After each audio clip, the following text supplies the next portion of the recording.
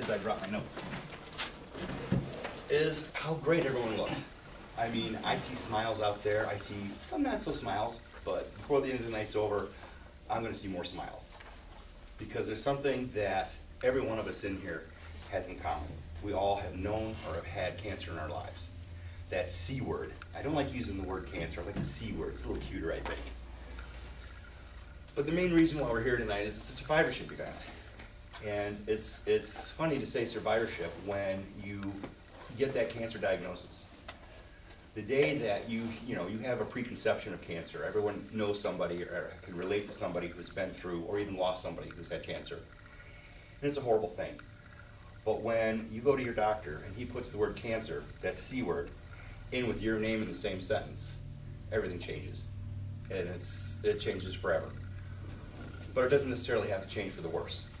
And as my book denotes, I'm still here, so there's some hope right there. But cancer is, how can I say it? It's kind of a scourge. Everyone dreads that word, and it's understandable. It's not a good word.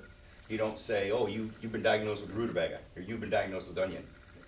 That wouldn't bother you, but you've been diagnosed with cancer. That's a big one. It's scary, because the first thing that happens to any patient, or even any family member or loved ones that are involved in this, is the fear, right off the bat. In my own case, I was terrified. I knew something was wrong when I went to the doctor, but I didn't think it was that wrong. And I had no idea that it was even more wrong than I thought. When my doctor gave me those words, Kev, you have signs of advanced lung cancer, well, that was it. That was a life changer. But it doesn't have to be that way. There's the negative parts of cancer. And there's just a little bit of negative parts of cancer. And hopefully by the time I'm done talking tonight, having our little chat, you're going to see that there's actually some good things that can come out of cancer. Some really good things that are going to make a difference. The first fear, of course, obvious, is, am I going to live? It doesn't matter what stage you're diagnosed. That word, the C word, in your name in the same sentence is life-altering. And the first thing that has to happen is you have to say, okay, what am I going to do? It's that fear thing. Am I going to die? Is this going to kill me? What are the treatments going to be like? Chemotherapy, surgery, radiation. And I went through all of them. En masse. I had a bunch of it. And it's terrifying. But there's something about it. Because at the time I was diagnosed, I honestly thought that I need to start writing some letters. I need to start saying some goodbyes.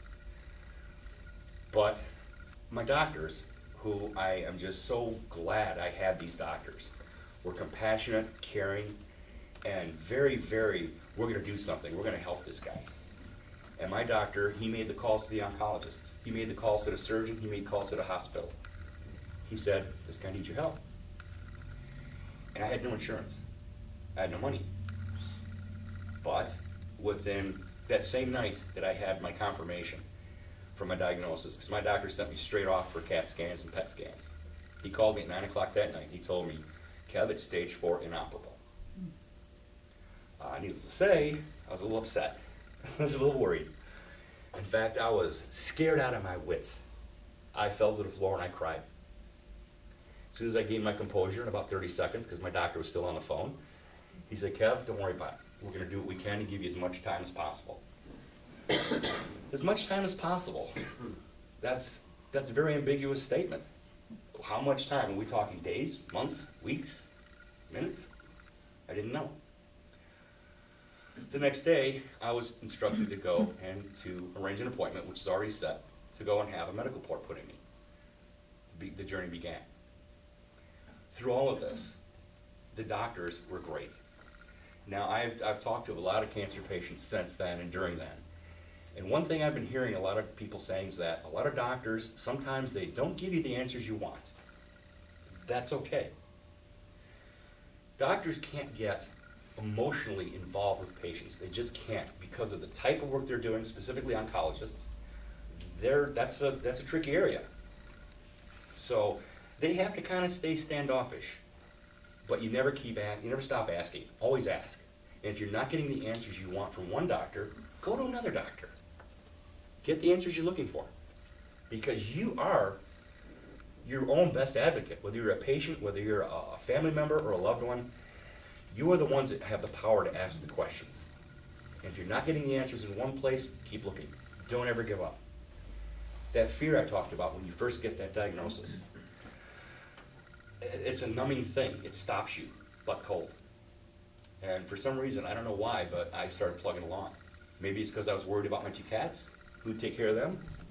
Maybe it's because I was worried about my dad and my brother. But I had to do something. The horror stories everyone has heard about what chemo has done, and we've all had family members who have gone through it. I had an aunt who passed away 15 years ago, God bless her, the same cancer I had. My last vision of her, she was laying on her deathbed in her home, and she looked like she just came out of an Auschwitz camp. And that's a preconception of what cancer does. This is what was running through my mind when I got the diagnosis. But the next thing you got to do is you got to remember there's a lot of people that love you. There's a lot of people that want you here. And they're going to do everything they can to keep you here. So you got to think of them. Yeah, you have the cancer. Okay? Your loved ones have this cancer. And it's difficult for patients to relay how they feel about their cancer. Because A, they don't want to seem like a burden. They don't want to sound wimpy or whiny or anything. On the other hand, you've got family members who want to help, but they don't know how. Just be there for the patients. That's all you got to do. That's the best thing you can do. There's nothing short of that. You got a big red S on your chest and a big red cape, and you can do no harm if you're just there for them. And the patients need to have a little encouragement and a little strength to be able to tell people exactly how they're feeling. I've talked to so many patients that they try to relate their feelings and the pain and what they're feeling and everything. They try to relate it, but it's hard for them. Some people, yeah, like me, I get a big mouth. I'll rattle it off, no problem. And there it goes. But some people can't do that. That's where a little understanding comes in place. But the fact that you're there for them and you love them, that's it. That's the understanding. But I noticed that when 2 cancer patients get together, it's something amazing. These patients just open right up. They're able to tell somebody what's going on because that person's been there. They can relate to it. They can empathize with it. That's powerful stuff. Like I mentioned in my book, if you imagine a World War II veteran, say a couple vets who were at Okinawa or they were at Iwo Jima, something horrific, a horrific event. It's hard for them to relate their story, their experience to people. Some people come back from that, they're traumatized for the rest of their lives. They can't talk about it.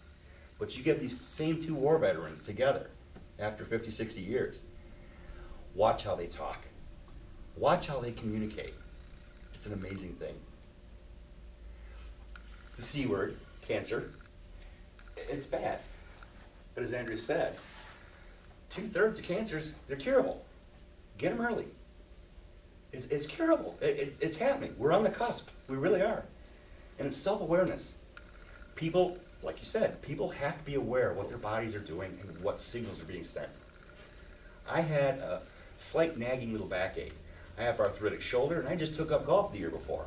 So I figured I just overdid it, okay? Because I love the game. I was hooked. And this is what I did. The pain wasn't going away. It wasn't subsiding. It was getting worse. Then lo and behold, one day my left eyelid started to droop uncontrollably. I couldn't stop it. I thought I was just tired. But I like to think things out. And I'm thinking, okay, why isn't the other eyelid doing it? Why is it just this one? That's when I made the call and told my doctor what I was coming in for, and he got me right in. You heard the rest. Cancer is very scary. That C word is very, very scary. It doesn't have to be. It doesn't have to be. I'm not going to sit here and tell you of my whole ordeal, minute for minute, day for day, how it went. Let's just put it this way. I'm still here. And so are you. Whether you're a patient, whether you're a family member, a loved one, or a caregiver, you're still here. That means you got to fight like hell. You really can't give up because there's no reason to. There's a lot of good things that can actually come from cancer. And I know I sound really weird saying that, but it's true. And I'm up here grinning silly because I know something about everybody in this room that you may or may not know about your own selves. I know you're thinking, okay, what's he up to? You know, is he just up there with a silly grin on his face because he's got a loose thread in his shirt or something? No. I discovered something about myself going through cancer by myself. I drove myself back and forth to chemo and radiation 5 days a week for months. I did have a ride for surgery. I got a ride back from surgery. Then I had more chemo. It was the worst. It was called Taxotere. Never forget the poison. The first one was cisplatin. The second one was Taxotere. I'll remember those forever. Just like I'll remember the day I was diagnosed, January 24th, 2009. You don't forget this stuff. I mentioned about World War II. If you were at Pearl Harbor, you remember that day. If you were there forever, you remember it. But here's the good stuff. This is the fun stuff. This is where I get a little excited here, get a little bouncy in my feet, because I know something about all of you. And I'm going to hope I can share that with you and show you. Some of you know, some of you might not. But I want to give you confirmation of that good things that you have. I'm a bit of an armchair philosopher. And one of my philosophies is, when you know the truth about something, then you have knowledge, because you know it. It's true, you know it. Once you know it, you understand it. Once you understand something, you accept it. Once you have acceptance, you move on. That's a good thing, okay? Here's where it gets better. Everybody in here, you've all thought, and I hope it never comes to pass, but everyone's thought, you knew someone with cancer. What if I got cancer? What would I do? What would the treatments be like? You wonder about yourself.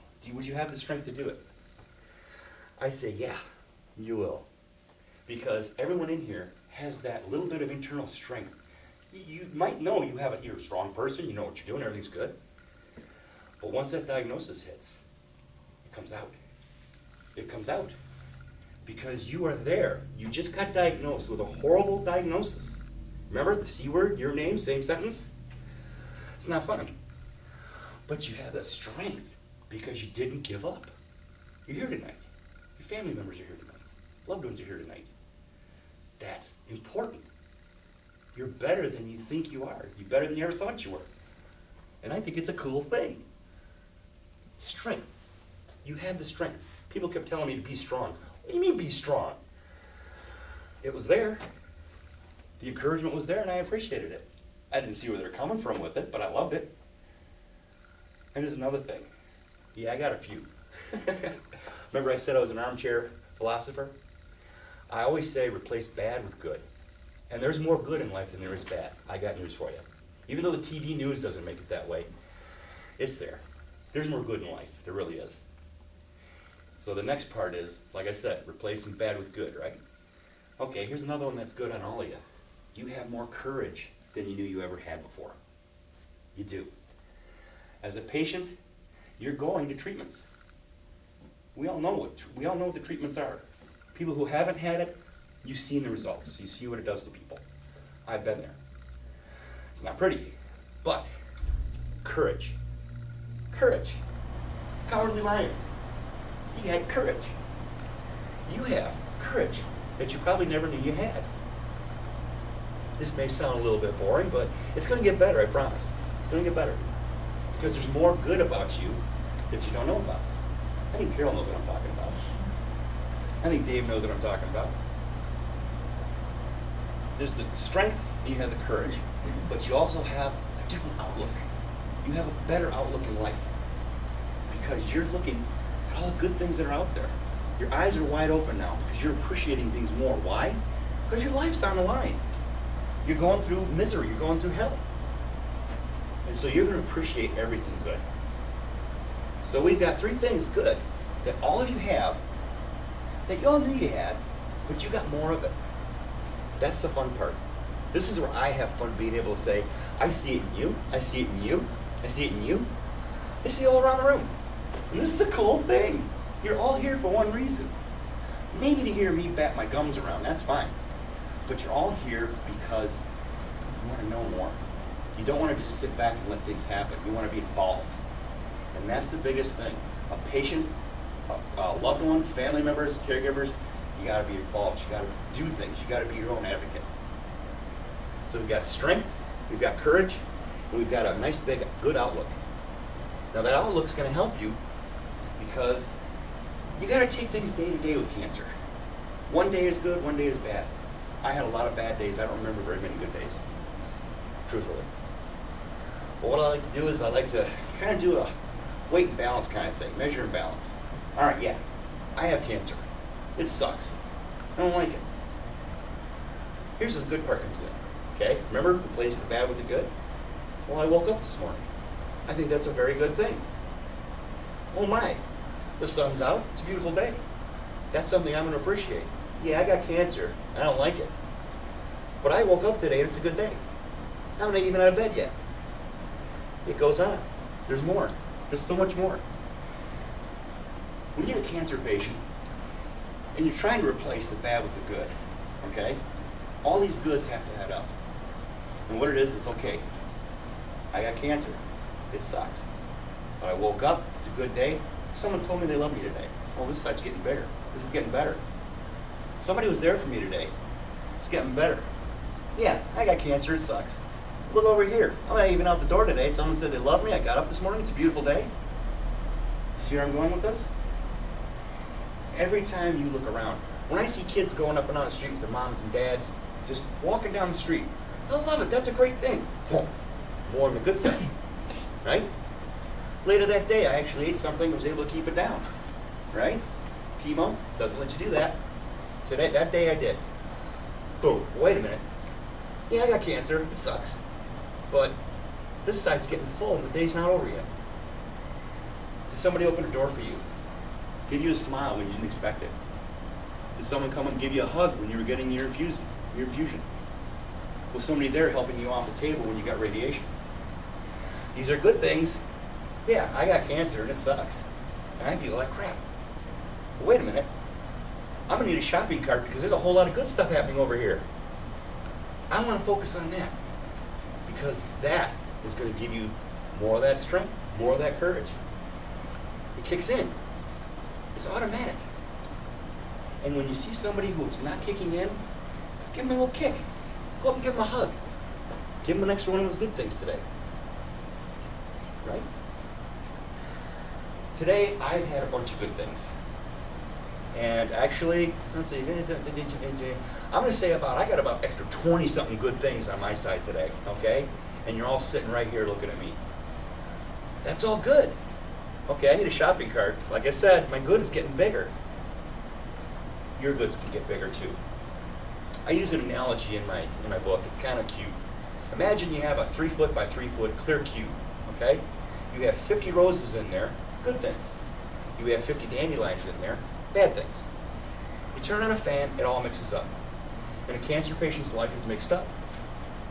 But once they have that strength and that courage and that wide open observation, they're seeing things better and differently, you can start eliminating some of those dandelions.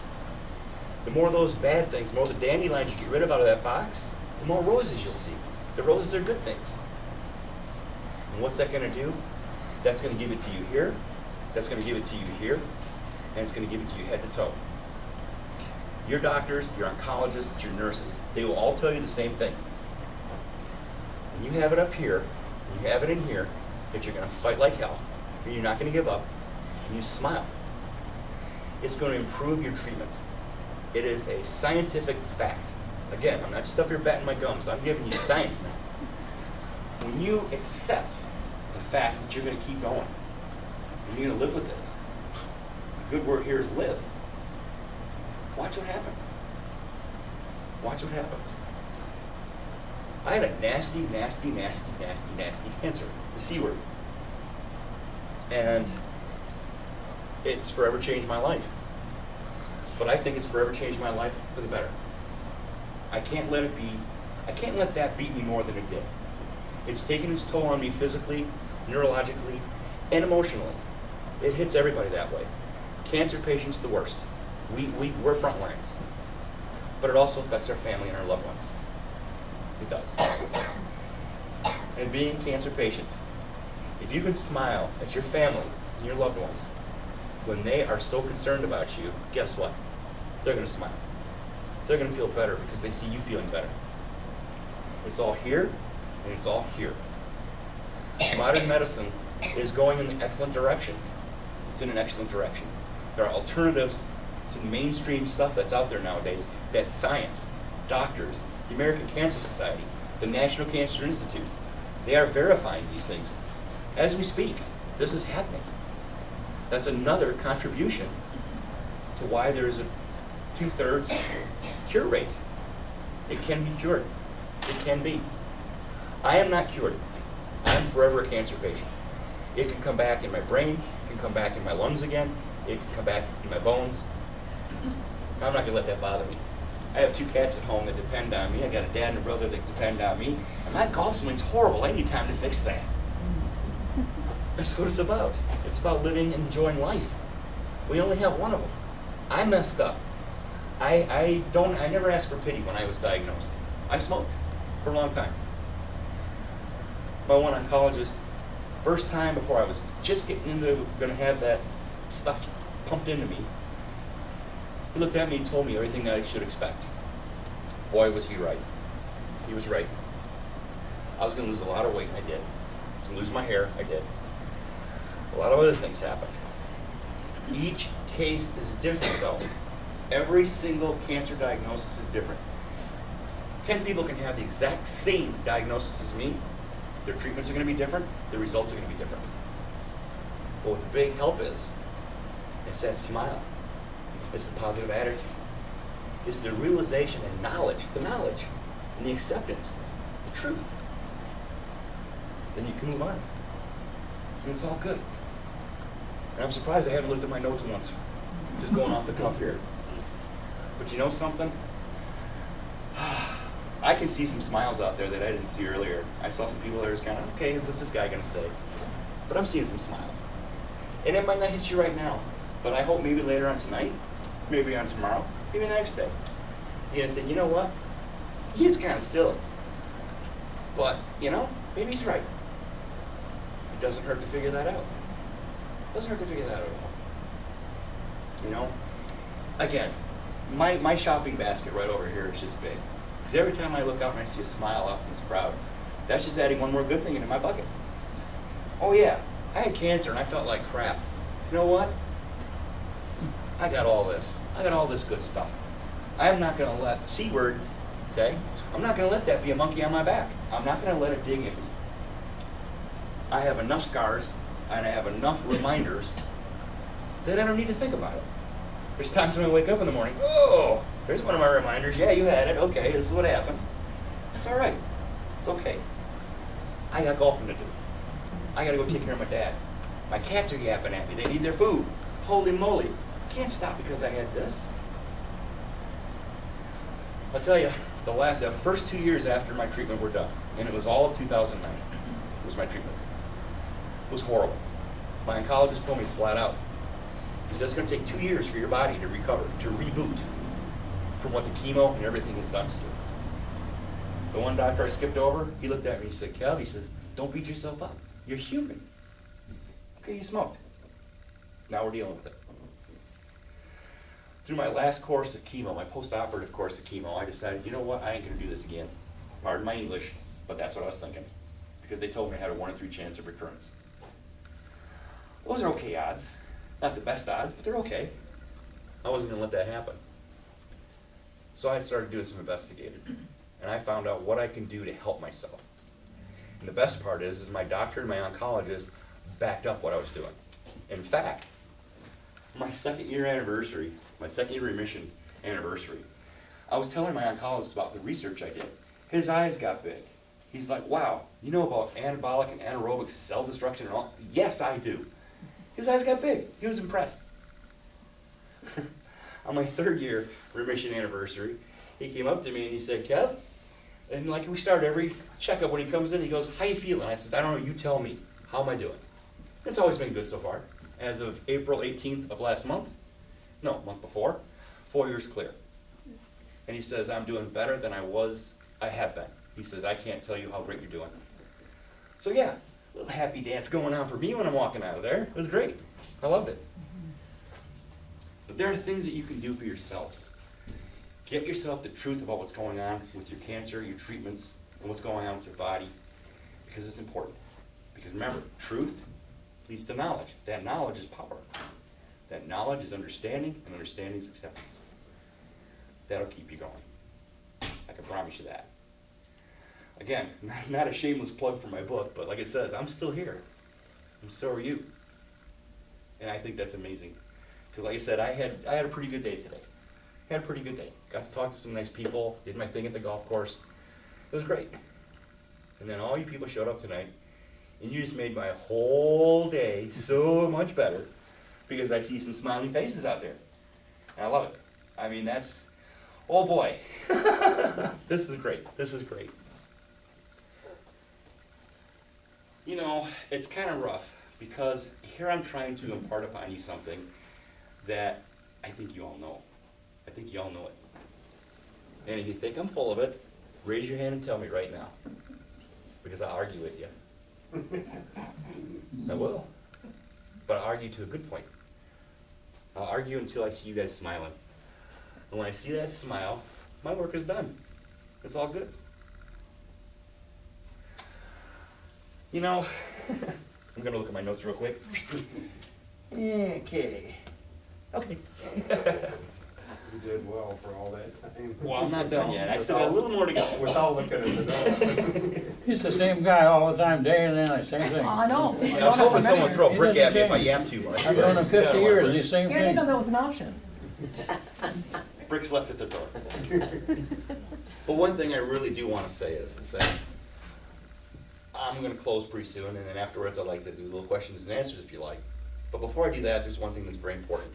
This is the most important thing of the whole point of me being here. And I've been sweating on this for the last 4 months, ever since Lake House was so wonderful to ask me to come speak to you. I'm hammering myself. What am I going to tell these people? Well, you've heard it.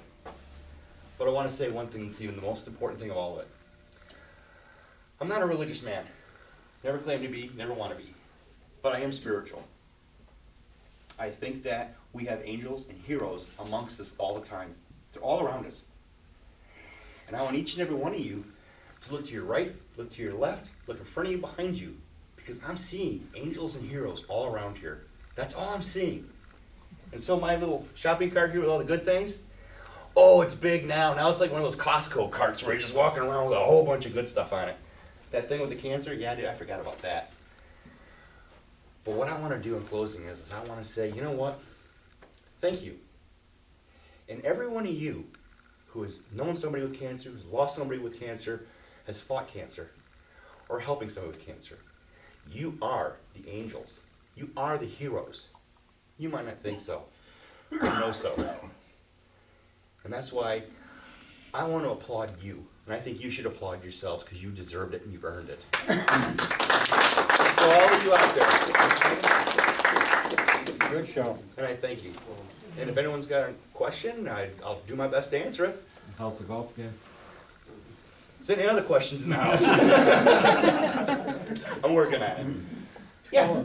Are you willing to share who your oncologist was? I certainly can. His name is P. Thomas Porter. He is I believe he's the Director of Oncology Research at Ted Wabi. And he's an awesome guy. He's a man of science. And we've talked. He knows what I'm doing with alternative treatments. And he's 100% on board for it. And in fact, he's the one, like I said, there's a couple things that I take, they're supplements, to help strengthen my immune system. Your immune system is key. As we get older, excuse me, our immune systems weaken because our bodies are unable to assimilate the nutrients and vitamins from our food like we normally do. Stay away from multivitamins, they're garbage. It's just a way for the big drug companies to make a buck. Talk to your own physicians before you start anything different or anything other than what they're telling you to do. If you do research and say, okay, I want to take a bunch of vitamin C, talk to your doctor. There was a case, it was on the news. I'm not sure if it was University of Detroit Medical Center or it was someplace local, but it was on the news. It was the January of 2010. I was just getting ready to go to Arizona to visit a buddy of mine to go golf and just get away from everything. I was in horrible shape, but I had to go. My dad said, go. So I said, okay, thanks. But I saw a news report. A woman had stage 3 breast cancer. Not good. She was being treated with massive doses of vitamin D3. I don't know the dosage, but it was in a hospital setting and it was massive. Her tumor was reduced by 50% in 10 days with no harm to the rest of her body. That is amazing. Amazing. I wish that vitamin D3 could have shrunk my tumor down. No damage to the rest of my body. If you pardon my breathing, it's because I've got a half a lung missing, so I get a little winded. Kevin, what is D3? Vitamin D3 is basically like when you go out in the sun, you get D3 from the sunlight. That's why they say it's good to be out in the sun. There's several types of D. There's regular D, there's D1, or there's D2, and then D3. D3 is the purest form of vitamin D. Get it at any pharmacy. My oncologist, P. Thomas Porter, he said, Kev, you're right. The National Cancer Institute did a study about alternative treatments for the cancer, the C word. He said it works. It can cure and it can prevent cancer. Problem is like I say, is when we age, we don't get what we need. And this is through lots of research. I didn't want to go through this crap ever again, so I had to find out what not to do. And talking to your physician, they'll be able to tell you what they think is good. I can tell you from personal experience and from, excuse me, confirmation from my doctors, both doctors, that vitamin B6, vitamin B12 are crucial to keep your immune system going. Ask your doctors about dosage, okay? I'm not going to tell you on that. Another thing is omega-3 and krill oil. They're natural, they're wonderful, and they help you. And in my book, I list everything that I take. That I have the complete blessing of my oncologist and my doctor. In fact, my doctor was even amazed that I knew of a couple things that he said no, not most people know about it. So always check with your doctor. Anybody else? Any other questions? Kevin, what hospital were you at, or how many, was there more than one, or just? No, I was basically with the Van Elsener Cancer Center, Great Lakes Cancer Management Okay. at St. John's. St. John's on Right. Ross and, Yeah, that's exactly the place. Yeah. But unfortunately, I think it was right towards the end of my treatment in 2009. I guess Great Lakes Cancer was having a little troubles with their management, and St. John's was buying them out. And my oncologist was there, but he didn't want to be a part of that. I guess it was a political rigmarole. And so he was offered the director of research oncology at Wabi, and he went. And he took some patients with me, and thank you, Lord, he took me with him. Oh, I said I wasn't religious, didn't I? Well, but it's kind of funny because I had talked to my oncologist while he was at Van Elsener at Great Lakes Cancer Management. I said, hey Doc, what about some of these alternate stuff? And this is the truth. He gave me a tongue-in-cheek response. Go ahead. That was all I ever heard from him. Then I was notified by his office that he had transferred over, and he had scheduled my follow-up with him there. As soon as I walked in the door, he says, okay, Kev, tell me everything you're taking. Everything. We're going to monitor this. We're going to see what's doing. And I looked at him and I said, Doc, why didn't you tell me this over there? He couldn't, by contract. He could not tell patients anything other than radiation, chemotherapy, surgery. And I said, so what's the big difference here? He said, I'm the boss. I decide what's right for my patients. That's why I say you need to be your own advocate. You need to talk to your doctors. If you have a doctor who's got one hand on the doorknob and another hand on a phone, and you're asking him questions, get another doctor. If I go to a doctor and I have to wait 15, 20 minutes, I know it's because he's giving somebody else that extra care. That's why I don't mind waiting for a doctor. Because if they're just going to assembly line you in and out, go someplace else. I had a friend of mine from high school, a month ago, he lost his wife to cancer. He went to 3 different hospitals because doctors weren't even showing up for appointments. They were sending in nurses and physician assistants. That's kind of cold when your own doctor won't even talk to you. They went to another doctor and they got answers. Unfortunately, it was too late. How'd you find yours? My oncologist? My doctor. I've known my doctor for approximately 14 years, well now it's 17. But he made all the phone calls. He called both oncologists, he called the surgeon, he called the hospital, said, you're going to take them. So it wasn't the same one that you had many years ago? Prior to 17 or 18 years ago, no, it was a different doctor. But it was the same doctor all the way through. And he's my hero. He saved my life. That's all there is to it. Yeah. Kevin, how do you know if you got a good doctor? Do they take the time to listen to you? Yeah, the reason I ask, I got on the internet and I decided U of M is a teaching hospital. It's got to be pretty good. I went there and they said, you got a tumor. They took it out, bladder cancer. They got a tumor.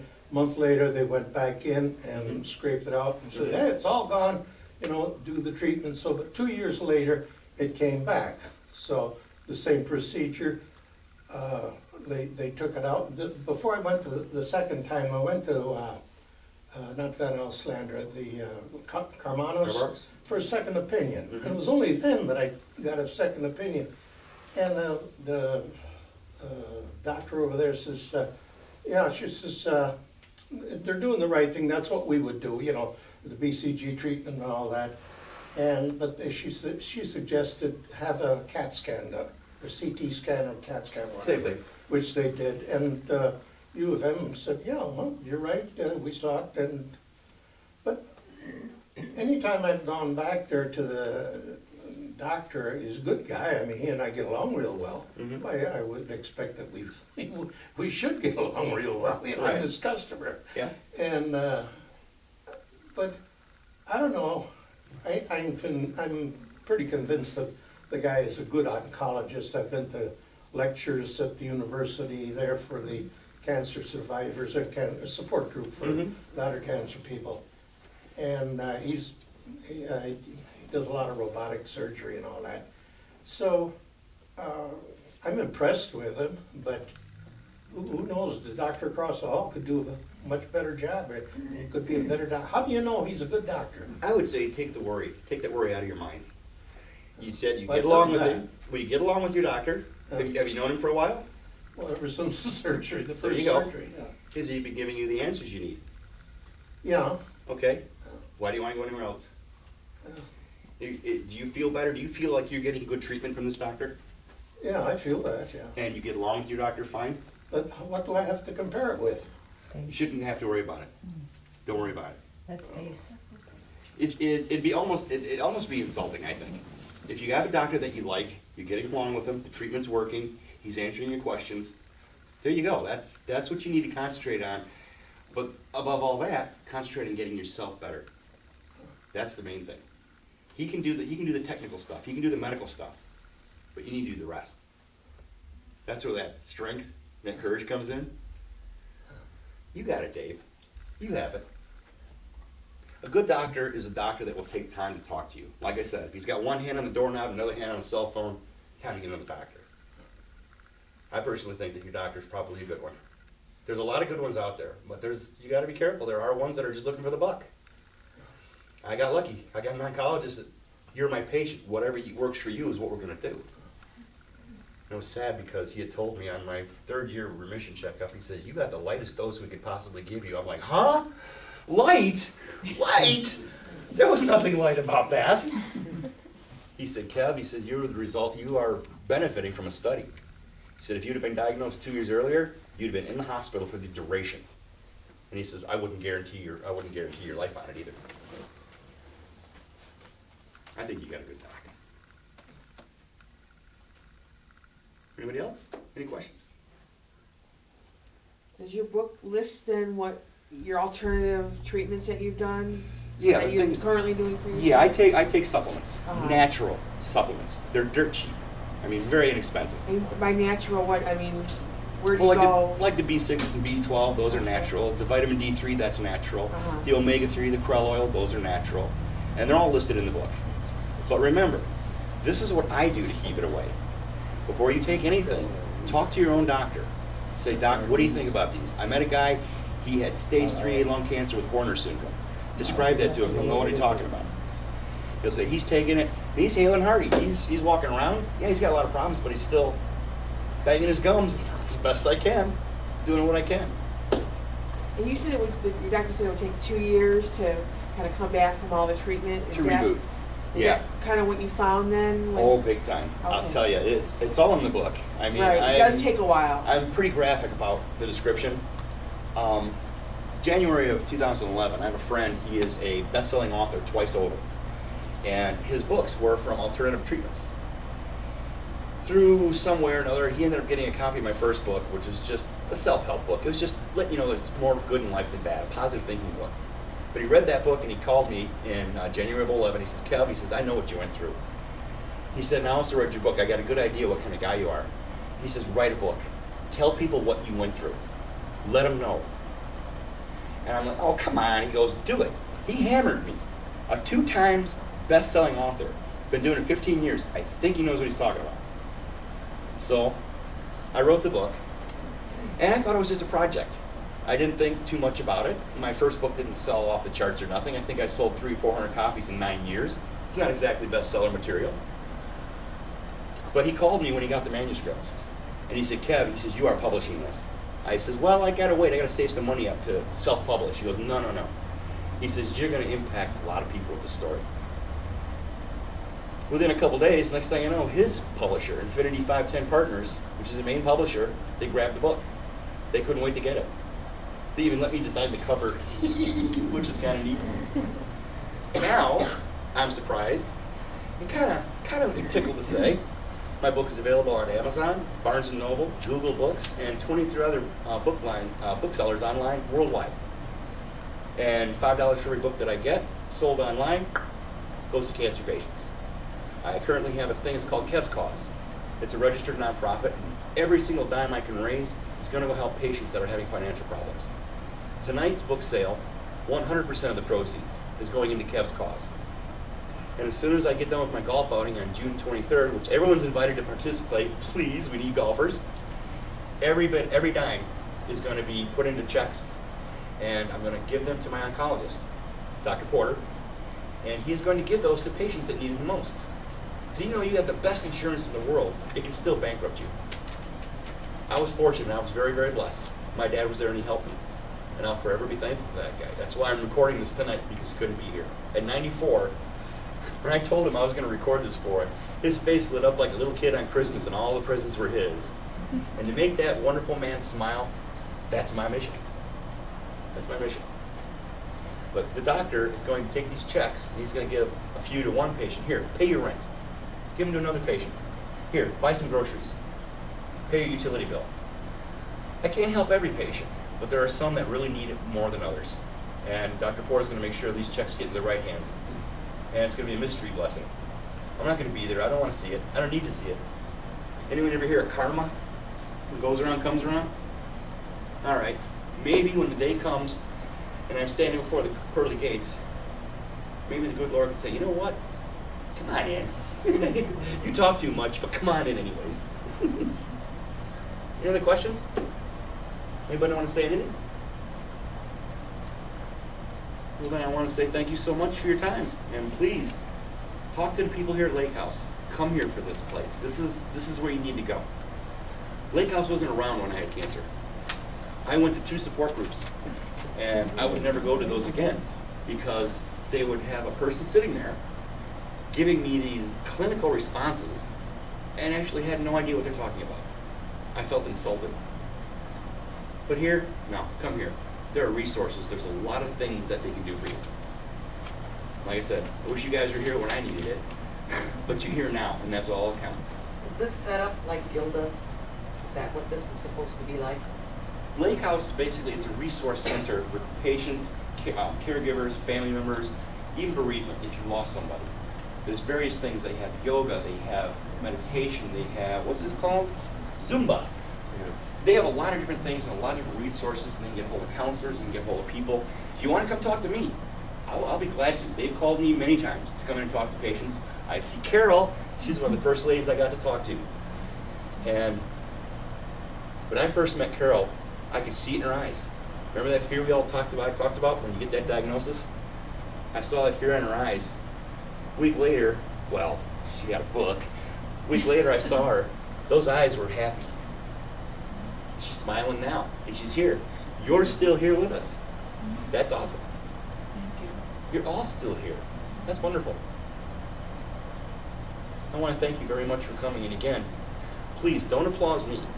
Applaud yourselves. Because like I said, you are the heroes. You are the angels. And I thank you for all the good you put in my big old basket today. Thank you so much. Good show. Good show, man. I'd like to thank Kevin again for sharing his story. Oh, you're welcome. Thank you.